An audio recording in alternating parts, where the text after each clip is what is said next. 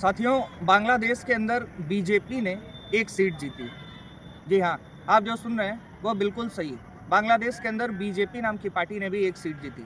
अभी हाल में ही बांग्लादेश में चुनाव हुए और चुनाव पे में हमने देखा था कि बांग्लादेश नेशनलिस्ट पार्टी ने बहुमत पाया और तारिक रहमान नाम के एक व्यक्ति जो हैं वो प्रधानमंत्री होने वाले। लेकिन बांग्लादेश के अंदर बीजेपी ने भी एक सीट जीती है और गौरतलब यह है कि न सिर्फ बीजेपी वहाँ चुनाव लड़ रही थी, उत्तर प्रदेश के अंदर जो कई बड़ी महत्वपूर्ण पार्टियां हैं जैसे सपा और बसपा, इनका जो सिंबल है हाथी या फिर साइकिल, ऐसे भी सिंबल वाली पार्टियां बांग्लादेश के अंदर चुनाव लड़ रही थी जो खाता नहीं खोल पाई। ये तो रही एक इंटरेस्टिंग बात।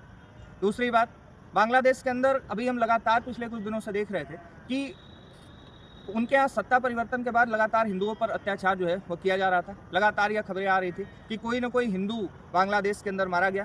तो चुनाव के रिजल्ट को अगर देखा गया तो बांग्लादेश में यह जो बीएनपी पार्टी जीती है, यानी बांग्लादेश नेशनलिस्ट पार्टी जीती है, इसके 3 कैंडिडेट जो हिंदू थे उन्होंने भी चुनाव जीता और बांग्लादेश के अंदर यही 3 कैंडिडेट हैं जिन्होंने वहाँ पर इस इलेक्शन के अंदर चुनाव जीता है। तो यह एक अच्छी खबर है बांग्लादेश के अंदर रहने वाले हिंदुओं के लिए।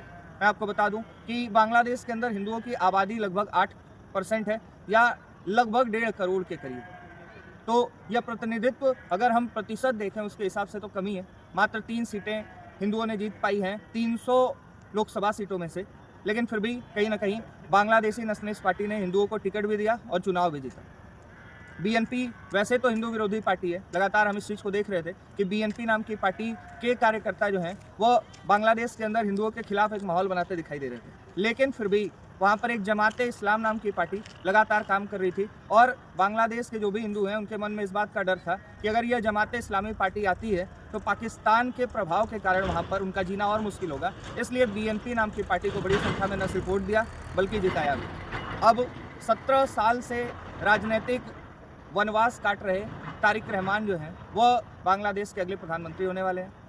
हम यही उम्मीद करते हैं कि बांग्लादेश के अंदर जो भी नागरिक हैं, खासकर जो हिंदू नागरिक हैं, वह सुरक्षित अपने आप को महसूस करें, उनकी सरकार उनका साथ दे और भारत और बांग्लादेश के बीच जो रिश्ते तल्ख हुए हैं वह कहीं ना कहीं पटरी पे आए, सही रास्ते पर। बहुत बहुत धन्यवाद। मैं हूँ शिवम राय और आप देख रहे थे जननीति टुडे।